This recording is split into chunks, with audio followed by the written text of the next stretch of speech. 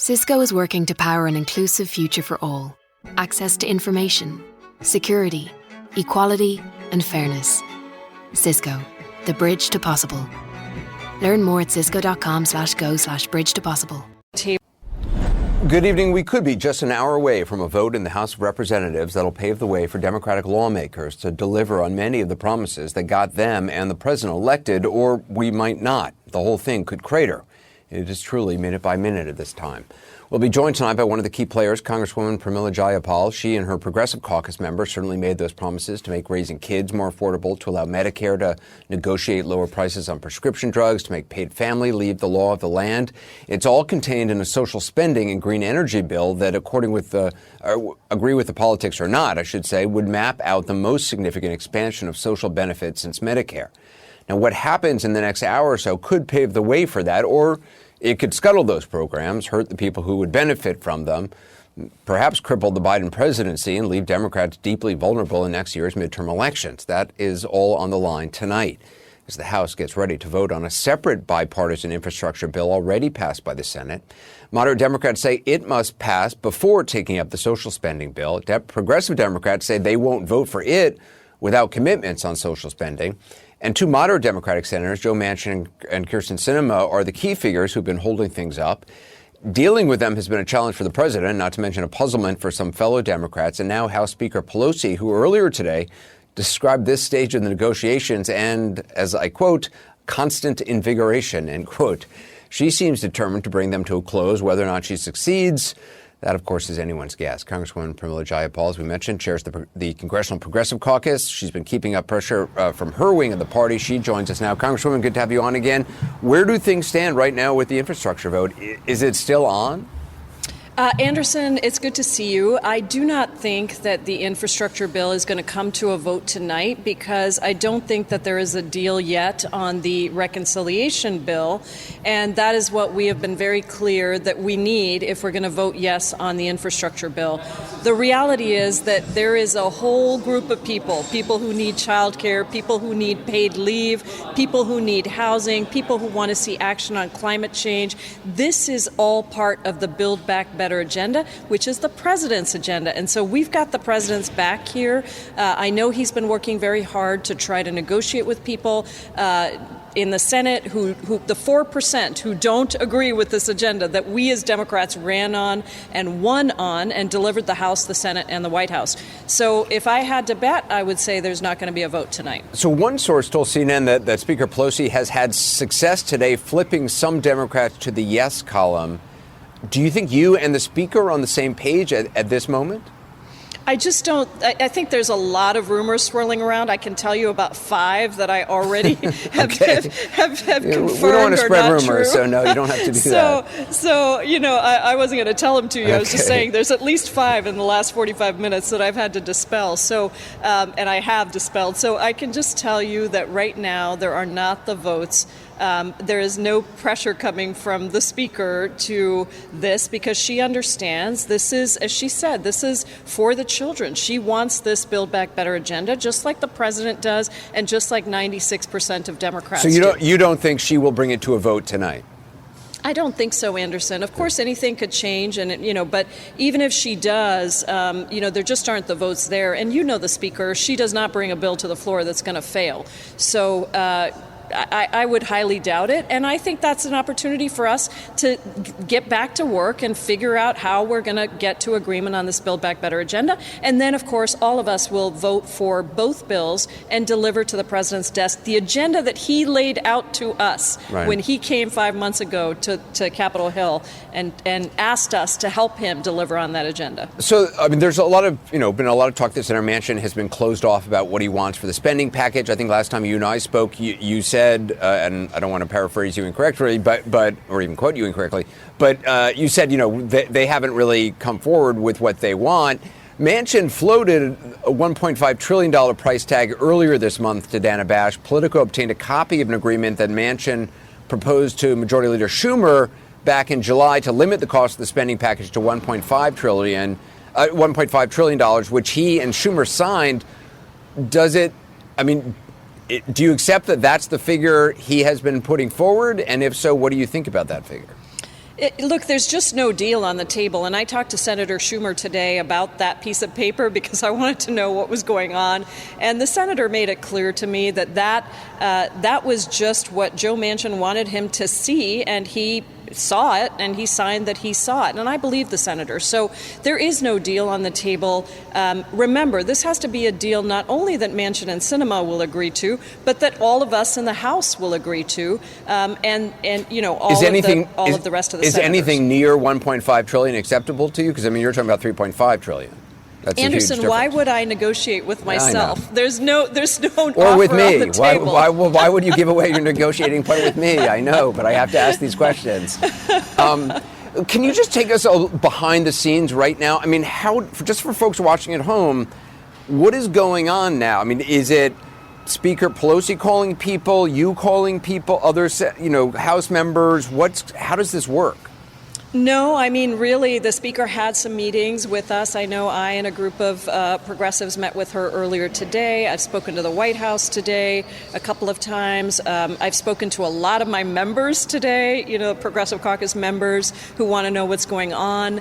And that's really what it's been about. And I think that the real negotiating is happening between the White House and between those two senators, and perhaps with the Speaker's office and those two senators. So that's where the negotiation is. It's between the White House, Manchin, Sinema, perhaps Speaker Pelosi as well. That's where the heat of this is right now. That's right. And I've spoken to a number of senators as well. I think we all understand that the transformation that we can offer to the country is why people came out to vote for us in November. If we just go back and we deliver a very small sliver, because the infrastructure bill is only like 15% of the president's agenda, 85% of the president's agenda is contained in the Build Back Better Act. And Anderson, I want roads and bridges in my district too. Those are important. We're going to support the infrastructure bill. But let me tell you what people are going to remember. They're not going to remember the road. They are going to remember that they could wake up and have childcare where they couldn't afford it before, or that they have 12 weeks of paid family leave, or that their kids are going to have a planet to live on because we're actually taking action. Those are the things that are in the Build Back Better agenda, and it's why we're not going to leave that behind. Congresswoman Jayapal, I appreciate your time. Thank you. Thank you, Anderson. All right, we're going to check in with the White House shortly. Right now, perspective from CNN political commentator and former special advisor to President Obama, Van Jones. Also, CNN chief political correspondent, State of the Union anchor Dana Bash. So, Dana, you hear Congresswoman Jayapal. I just want to play a bit of what Senator Manchin told you earlier this month about the top line number in the trillions of the reconciliation package. How do you know that it's not 3.5? It's going to be at 1, 1.5. We don't know where it's going to be. So you think ballpark 1.5? It's not going to be at 3.5, I can assure you. But with that, whatever it is, once you have a competitive tax code that you can compete globally, and then you should look at what the need is. What's the urgency and the need that we have? You just said 1.5. It sounds like 1.5 I'm just saying that basically, well, I've looked at the numbers. If we have a competitive tax code from a non-competitive, it doesn't help the working person that was done in 2017. That's in the 1.5 range, okay? If that's where it is, shouldn't you be looking at what does it take now to meet the urgent needs that we haven't already met? So that was September 12th. Is it fair for progressives to continue to say that he and Senator Sinema have kept them in the dark about what they want, plus this new political reporting about, Manchin in writing with Senator Schumer, which Congresswoman Jayapal says doesn't seem to amount to much? Right. I mean, it sounded now that we know about that memo that what Senator Manchin was telling me almost 3 weeks ago was what he had told his leader about 1.5 trillion. But the thing that we have to remember is that we're talking about one big, as they say in Washington, top line number. The thing that progressives do have a point about is that they have not been clear about what he wants in terms of what matters, which is the policies that add up to and make up that so-called top line number. So one of the things that they have realized in these behind the scenes negotiations, and it has taken a while, and I'm not really sure why, is that what Senator Manchin doesn't want is a broad so-called safety net package. He wants it to be means tested, meaning he wants whatever that they put into this to be as targeted as possible to those who need it the most, talk to progressives like the one you were just talking to, the chair of the Progressive Caucus, they say, well, wait a minute. How can we be sure that if we keep it too narrow and too targeted, that we're going to get everybody who needs it? And then bigger picture, and Van Jones knows this better than the three of us together, what you're seeing here is progressives using their numbers and their leverage in a way that I have not seen in the Democratic Party and as part of the Democratic conversation since I've been in Washington. So, Van, talk to me about that, because, I mean, listening to Congresswoman Jayapal, her vote counting, the strength of the progressive bloc of Democrats, talk about their position in all of this and how you see what's happening right now. Well, for once, the progressives have the numbers and also the polling data on their side in ways that without precedent. Everybody in D.C. is talking about the numbers, but in the country, what people are talking about is the opportunity to actually get some help out here. People are hurting. This is not going well. People are having a very hard time putting food on the table, and people who have jobs are being squeezed between not being able to take care of seniors who need a hearing aid and can't get it, who need dental care and can't get it. There are kids that need daycare and can't get it. And so, while people are playing these games with these phantom numbers, people are out here hurting. And progressives are hearing from the grassroots in a really major way. Also, this is not the Democrats being dysfunctional. That really is not what's happening. The Democrats are united. Kristen Sinema is being dysfunctional. It's dysfunctional not to tell people what you want and what you don't want. It's dysfunctional not to give any number at all this far in. So there is a Democratic senator who is being dysfunctional, but the Democrats are being quite functional, and they're responding to what the people want. And I think they understand there's a once-in-a-generation opportunity to deliver on stuff that has not been delivered on before, and they would be, I think, quite foolish to back down at this point. I mean, Dan, Van is saying Manchin, Sinema not functional. If looking at through the lens of, the vote count that they received, the number of Republicans in their districts, they want to be reelected, I assume, or continue in power. I mean, Manchin's coming from a state that Trump won. Is that really what's going on here? Is that just, the people they represent are far more conservative and they wouldn't survive this? It's that, but I can say in the case of Senator Manchin, it's also that it's his personal philosophy. I mean, you heard him out talking to reporters earlier today, and he was saying, look, if progressives want more progressive agenda items and policies, then they need to elect more progressives. I mean, he's being very open about it. Yes, it is the fact that he represents ruby red West Virginia, and it is an anomaly in some ways that he represents that state, and it's because he is so well known. But it is also because he believes it. And what's really interesting, Anderson, is that if you look at the state of West Virginia, there are so many of his constituents who could benefit from a lot of these programs. Well, that's what's so interesting. That the Biden White House wants to put forward. But they also fundamentally, ideologically, don't believe, a lot of them, at least the ones that Joe Manchin is talking to, and that he's one of these, that it's the government's job to be this expansive. And that is the ideological, philosophical conversation we've had. Van, what's so interesting about that is, you hear people say, well, look, I don't believe in socialism and stuff, but Medicare, don't take that away from me, and don't take, Social Security. I mean, there are things which now are looked at through a certain lens as just being what, is totally acceptable and part of democracy, that might, when it was first instituted, there were people just like the folks Manchin are talking to who said, well, this is a government overreach. Yeah, it's true. And I think that is the opportunity for Joe Biden and the modern Democratic Party, is to upgrade those middle-class programs that everybody now believes in. I remember during the Tea Party era, people said, keep your government hands off our Medicare. So at some point, these programs will be in place. They'll be seen as American as apple pie. Ben Jones, Dana Bash, I appreciate it. Next, as we wait for the vote, if there's going to be one, a live report from the White House. Plus, what Kyrsten Sinema's Arizona constituents think of the stand she's been taking, whether she's still the kind of Democrat they voted for, and later newly released, or I should say revealed, video of tense and perhaps telling moment in Utah between Brian Laundrie, who is a fugitive tonight, and his fiancée Gabby Petito, who was killed. That and the latest in the manhunt ahead. Talk's still underway right now on Capitol Hill. Heads being counted, arms twisted, and a crucial vote possibly looming, although Congresswoman Jayapal, who we talked to earlier, said she didn't think it would be tonight. President Biden signed legislation today averting a government shutdown for a couple months. He did it off camera behind closed doors, which likely says something about where his focus truly is right now. Our Caitlin Collins is at the White House for us. So, Caitlin, what is the feeling at the White House right now? Congresswoman Jayapal said she thought most of the heat right now was in conversations between the White House, the two senators, and perhaps Speaker Pelosi.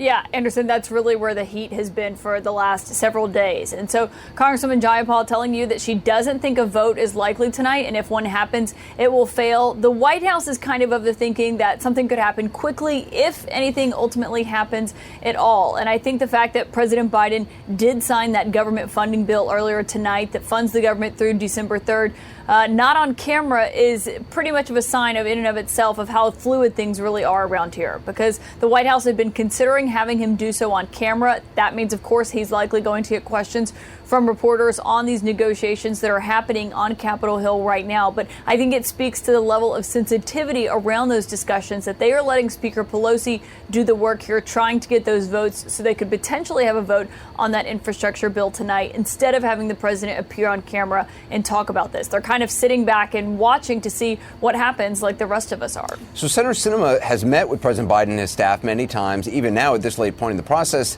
Does the White House, do they really know what she and Senator Manchin want specifically?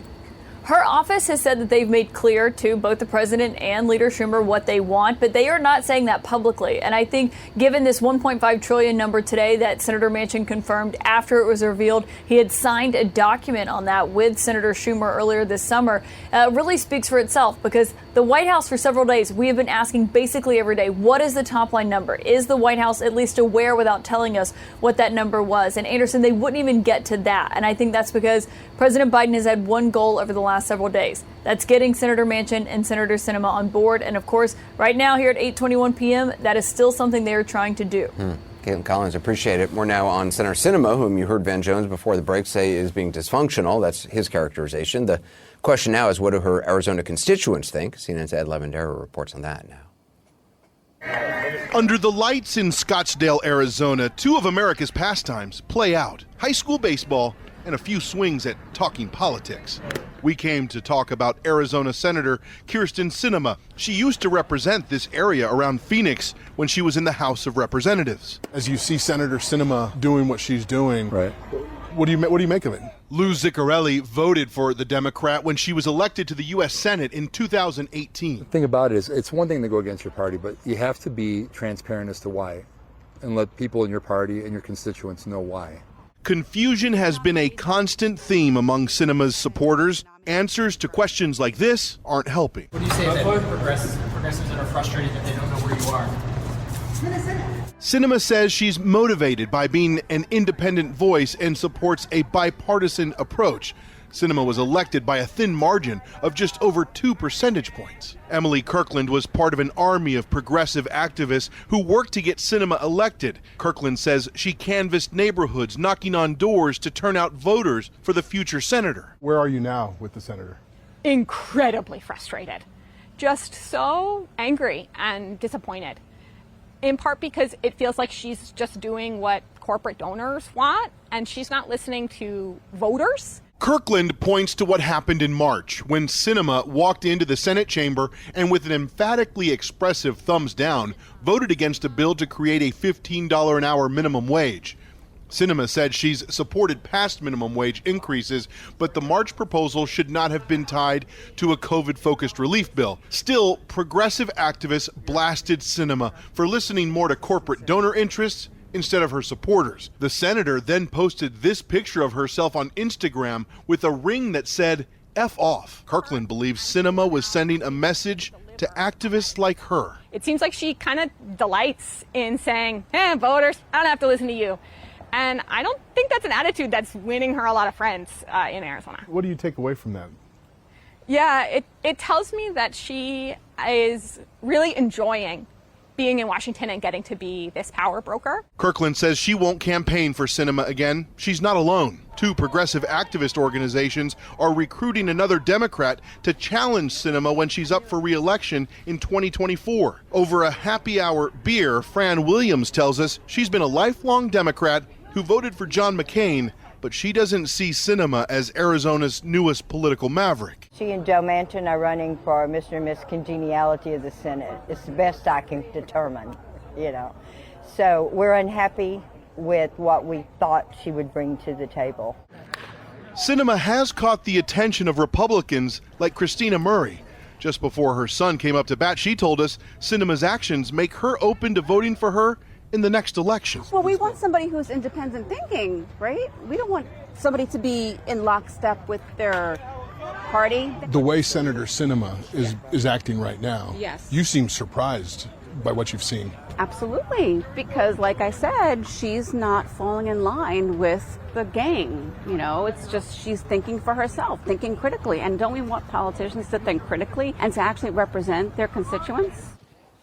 Ed Lavendera joins us now. So what does Senator Sinema have to say about all these criticisms from the constituents? Well, we reached out to her office today for a reaction to this criticism, mostly coming from progressives in Arizona. A spokesperson for the senator says that Sinema had always promised to be an independent voice for this state, and she's delivering on that promise, and she's not hiding who she is. But progressives here in the state nonetheless feel like she has changed dramatically. Remember, Sinema started out in Arizona politics about 20 years ago as an activist with the Green Party. So this shift to the middle comes as a real shock to many of them, as they had hoped that Senator Sinema would be someone who would take more advantage of this majority that Democrats have in Congress and in the White House right now. Ed, thanks, Ed Lavendera. Up next, breaking news in the Gabby Petito murder investigation. We've got a new body cam video that gives kind of a fresh look at what happened when police pulled over Petito and Brian Laundrie in Utah back in August. We'll also hear her describe what she says he did to her that led to that 911 call. We'll be right back. There's breaking news in the investigation into the murder of Gabby Petito. Never before seen police body cam video gives us a new angle on what happened when officers responding to a 911 call pulled over Petito and Laundrie in Moab, Utah on August 12th. We also hear Petito, in her own words, describe a physical encounter she had with Laundrie. Did he hit you, though? I mean, it's okay if you're saying you hit him, and then I understand if he hit you, but we want to know the truth if he actually hit you. I guess, yeah, but I hit him first. Where did he hit you? Don't worry, just be honest. He, grabbed my face, I guess. He didn't, hit me in the face. He didn't, punch me in the face or anything. Did he slap your face, or what? Well, he, grabbed me, with his nail, and I guess that's why I definitely have a cut right here, because I could feel it. Well, we also have new information about the search for Brian Laundrie and phone calls that were made to police related to his parents' home. Randy Kay is in Northport, Florida with the latest. So talk about this newly released body cam footage. What more do we know about it? Well, as you said, it was August 12th, Anderson. It's about 52 minutes long, this new body camera video. And there were 4 officers who responded to that call. After the 911 call came in, 4 officers were dispatched. So this is a different officer's body camera. But sadly, it's the same disturbing picture of what was going on between them. You could see, she's visibly upset. She's sitting in the back of the car. She's crying at times on the video. He's sort of joking and smirking with the police officers, though he does call her his fiancée in the video. He says he doesn't want her to be taken to jail. But, you have to remember this is August 12th, Anderson, as you said, and just a couple of weeks later, we know from speaking to another witness, there was another incident in a Jackson, Wyoming restaurant where she was also visibly upset and crying, and he was very angry, apparently, according to the witness. And then just a couple of weeks after that, her remains were found in the Spread Creek camping area. So you just have to wonder, sort of what track they were on, what was going on with them during this police stop, and how did things go so wrong from there, Anderson? And what's the latest in the search for Laundrie? Well, the FBI was back at the house today here behind me in Northport, Florida. They'd been to the house before, but now, according to the family attorney, FBI members came to the house today to get more personal items to help in the search for Brian Laundrie. The lawyer said specifically it was to help with the canines so they could have some items to smell and try and find Brian Laundrie. Whether or not he's here in this Carlton Reserve near the home is still unclear. But they also brought in a large paper bag into the house. They left without it, so maybe they were returning some other items that they had taken earlier. And one of the agents did go into the camper, the family's camper that's been parked in the driveway and that they have taken camping. They went in there for just a short period of time, and then they all left, Anderson. And I mean, we've talked about a camping trip that Laundrie took with his parents. That was was that right after he got back without his fiance? And what more do we know about it? Right. So we know from the family attorney, the Laundrie family attorney, confirmed to CNN that the parents and Brian Laundrie took a trip to Fort DeSoto Park, which is about an hour or so north of here, on September 6th and 7th.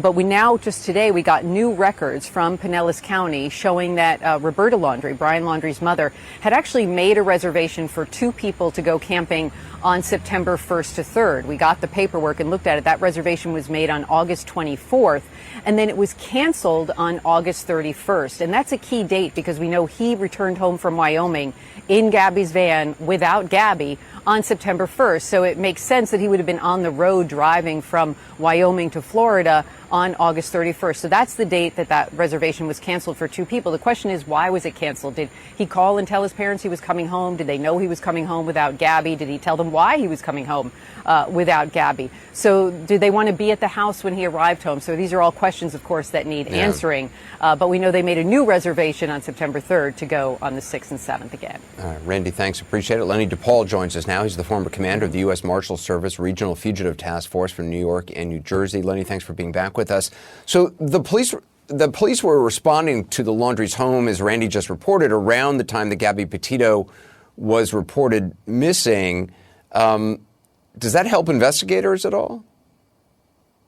Well, good evening, Anderson. Thanks again for having me on. I mean, apparently it was the Petito family that was quite concerned about Gabby, and rightfully so. She wasn't responding to any communications, any phone calls, so they called, I'm assuming, Brian or the family to try to locate her with no response. So they called a non-emergency number. Right.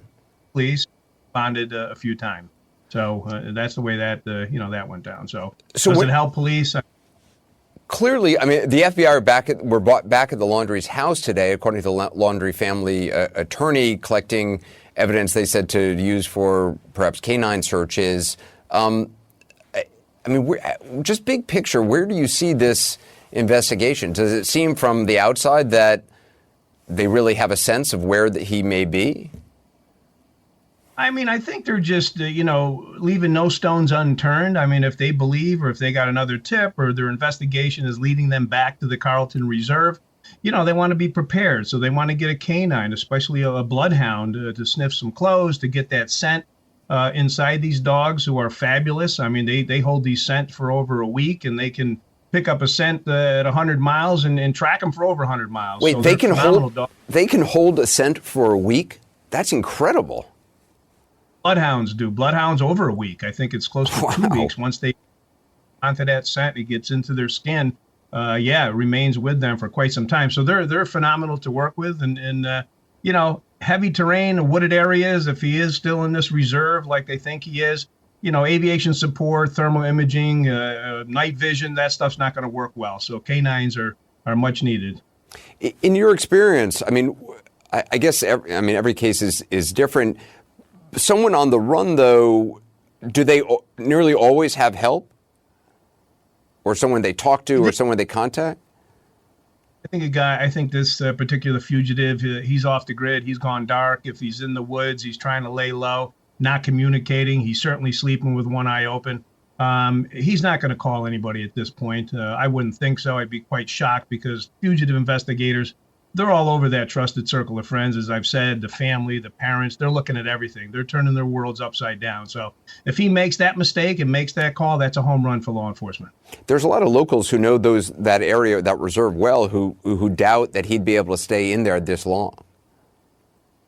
I agree with him. I think that whole deal behind the Ford Mustang, he tells his parents, I'm going to go up to this reserve. He knows it well. He jumps in his Ford Mustang. He goes up to the Carlton Reserve. He knows the area. He's been hunting. He's walking down a deer trail. He triggers a camera on a deer track, takes a photo. Hey, world, this is me. I'm with my backpack. And then he disappears. However, 2 days later, the parents show up and they take the Mustang back home. I mean, what did they want him to walk home after he was done meditating? It didn't make sense to me. So that whole timeline doesn't add up. He might have backed, once he grabbed that photo and turned around, he might have jumped in a buddy's car and he's in the wind. So it's anyone's guess at this point. Well, Anita Paul, I appreciate it. Thank you very much. Up next, California braces, or I should say becomes the latest state to require healthcare workers to get vaccinated against COVID-19. Most complied. There are still thousands, though, of holdouts. Dr. Sanjay Gupta talked to a nurse who has not gotten her shot, and she talks about why she's waiting and if she's willing to lose her job over it. He joins us next. The vaccine mandate went into effect for healthcare workers in California today and appears to have compelled tens of thousands of unvaccinated employees to get shots in recent weeks. According to the New York Times, a survey of more than a dozen of the state's major hospital systems shows that vaccination rates this week of 90% or higher, but that leaves as much as 10% who are refusing to get the vaccine. So the question is why? Why are so many medical professionals on the front lines of the virus reluctant to actually get vaccinated? Dr. Sanjay Gupta talked with one nurse about her hesitation and why she has made that decision. He joins us now. It's fascinating. So the nurse you spoke to is in Wisconsin. Were you surprised what she told you? I was surprised, Anderson. I think, part of the reason I was surprised was because I kind of feel like at this point, with everything that I know about the vaccine, that I can, if I have enough time with somebody, I can convince them. I can answer their questions. I can convince them. And especially when it comes to a healthcare worker, someone who lives in an environment where they're continuously surrounded by good information and good knowledge about this. But what I learned talking to her is that there's a lot going on here. So listen to part of the conversation. It shouldn't be a choice between a personal healthcare decision and, the job that we love. You would lose your job over this. Obviously, it's heartbreaking. It's almost like a grieving process, to tell you the truth. Andrea Babinski is among the tens of millions of Americans who are eligible to get vaccinated against COVID-19, but haven't. And what's more, she's been a nurse at Gunderson Health System in La Crosse, Wisconsin, for more than 12 years. Ever since this mandate came down, many, many more people are quitting and leaving healthcare in our specific hospital. And we're not just talking nursing department, we're talking the EAs, which is the housekeeping department. We're talking dietary, laundry, respiratory therapy department. At Gunderson, about 85% of the staff have been vaccinated. But a small group has instead staged protests at the hospital, including Andrea herself. One of her specific health concerns? Blood clots. If you were my patient, let's say we were having this conversation in a patient room instead, I would tell you, look, I hear your concern about clotting, but if you have a clotting disorder, you should get the vaccine because you'd be at increased risk of clotting if you got the disease. You know that very well with this pandemic, this vaccine, this virus. The science is constantly changing. And I understand that science is changing as we find out more things. But I think with the vaccines, I think when you have close to 6 billion shots that have now been administered around the world, and you have data, trial data from last year that shows the safety and the effectiveness of these vaccines, and then real world data over the last 9 months, it really does make a strong case. I'm not anti-vaccine, I'm not anti-COVID vaccine, but at the end of the day, informed consent is what we all honor in nursing. I've stood up for a lot of my patients over the years that were feeling pushed into something, and it's their body. It's a choice that they should make for themselves, and that I should make for myself. Certainly as a doctor, and I'm very familiar with informed consent, but don't you, again, with all your knowledge as a nurse, don't you draw a line when it comes to a contagious disease? I mean, the idea that you're working in a hospital where there are sick people and vulnerable people, and you could potentially be a carrier of a virus and not know it because you might not have any symptoms. I've had multiple coworkers test positive for COVID in the last few weeks that are fully vaccinated. And so I think a much safer option would be, regular testing for all of us, vaccinated and unvaccinated alike. I'm not saying that this obviates testing or, wearing PPE and all those things. I don't think you would say, hey, I'm never going to wear a seatbelt unless I also have an airbag. Of course you'd wear a seatbelt. I've never gotten in a car accident, therefore I don't need to wear a seatbelt. I knew a guy who wore a seatbelt and still died, therefore we don't need seatbelts. They obviously don't work. It's scientifically grounded evidence that you as a nurse are more equipped than most of the country to understand and learn and preach, frankly, rather than sowing this doubt. It worries me. It worries me about where we go now, and it worries me about where we might go if there's another pandemic. I got to leave it with just saying, I think you should get vaccinated. And I don't know, will you think about it? Will I think about getting vaccinated? Yeah. I feel like I've put a lot of thought into this already. As far as right now, I have no plans to get vaccinated, but I'm willing to keep the conversation open still listening to others' point of view. Is there anything that would convince you to get vaccinated? Not at this point, but I guess never say never. It's fascinating. Just factually speaking, first of all, I don't quite understand what her argument is to not get vaccinated. You mentioned the blood clot thing, which doesn't make sense. But also when you ask her, which is a very rational question of, well, you're around people who, could be infected if you're positive and don't know it. She said, well, that's why I think regular testing is far safer. But as you said, you can be vaccinated and still get regular testing, just as she said, people get vaccinated have it. But even if she got COVID, if she's vaccinated, she is less likely to transmit it to somebody else. And the COVID she has is less likely to harm and kill her. No question. She's less likely to get infected. She's less likely to transmit it to someone else. And one doesn't necessarily preclude the other. You could do both. And, I think she's a rational person, which the conversation was a long one, Anderson, so 40 minutes long. And it's worth pointing out that the vast majority of healthcare workers at her hospital and most hospitals around the country are vaccinated. In some places 99%. So this is a small group of people that we're talking about here. But what was so interesting is that ultimately, after really dancing around this for some time, I really thought I was going to be able to convince her. I felt like, how could I not be able to convince this person?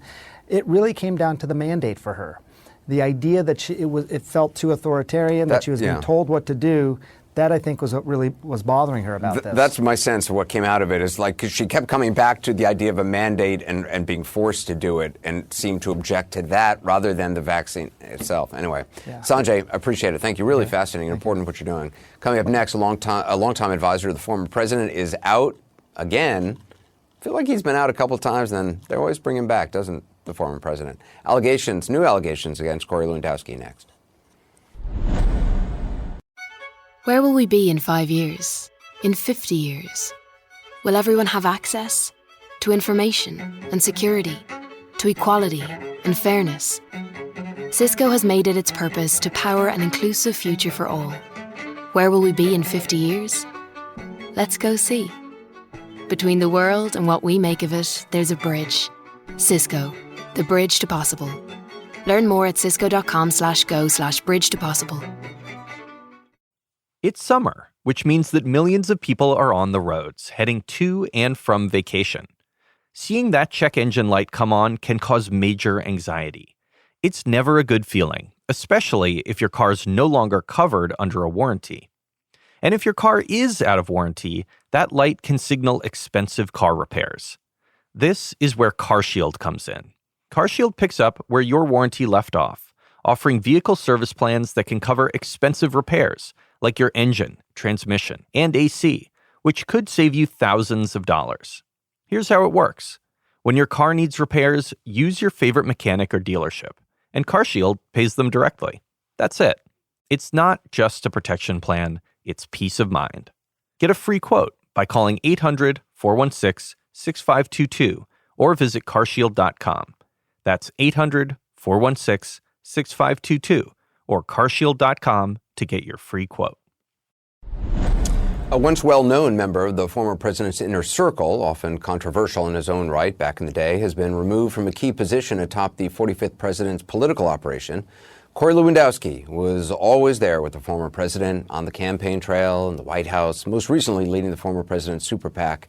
Until now, Tom Foreman has the details on the allegations that have led to his ouster. He repeatedly touched me inappropriately, said vile and disgusting things to me, stalked me and made me feel violated and fearful. That is from a statement Politico says it obtained from Republican donor Trishelle Odom, allegedly describing an encounter with Corey Lewandowski at a charity event in Las Vegas over the weekend. Politico says 4 eyewitnesses confirmed the account of him touching her leg and buttocks and making obscene comments about his genitals, even as an attorney for Lewandowski calls it all accusations and rumors.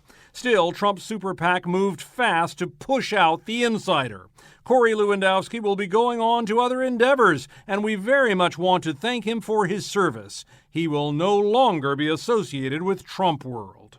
Are you a journalist or are you not? I mean, is that what you are? Are you a journalist or you're a talking head? Which one? The combative former aide to Donald Trump has long been a lightning rod. In the 2016 race as campaign manager, he was accused of yanking a female reporter away from the candidate.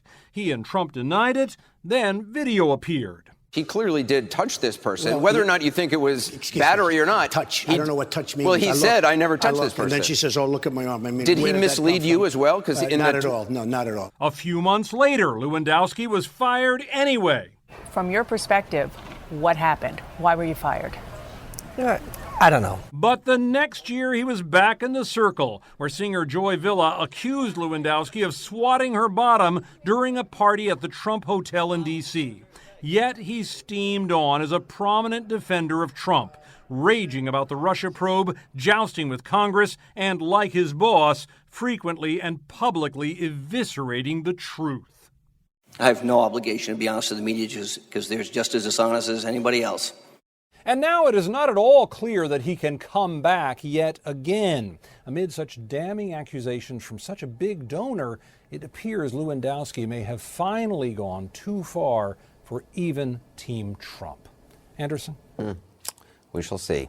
Just ahead, families of the victims of the Sandy Hook massacre just won a major legal battle against well-known conspiracy theorist Alex Jones. Details on that next. Angie's List is now Angie, and caring for your home just got easier. Whether you need help with routine maintenance or a dream remodel, Angie makes it easy to see reviews, compare quotes, and connect with top local pros who can get the job done right. Plus, you can see upfront pricing and instantly book hundreds of projects.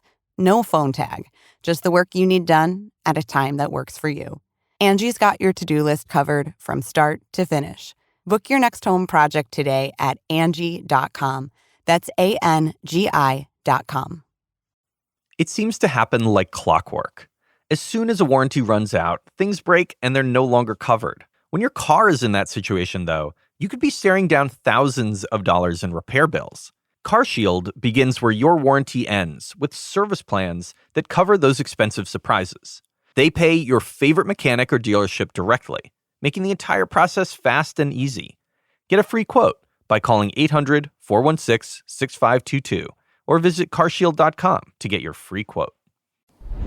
Major legal action against conspiracy peddler Alex Jones tonight that will cost him. Huffington Post reports the InfoWars host has lost 2 of several lawsuits brought in Texas against him by relatives of Sandy Hook victims after routinely failing to comply with records requests related. Are rare in the legal world, and they're related to the lies that Jones has spread about the deadly 2012 shooting, 20 children and 6 adults murdered that day.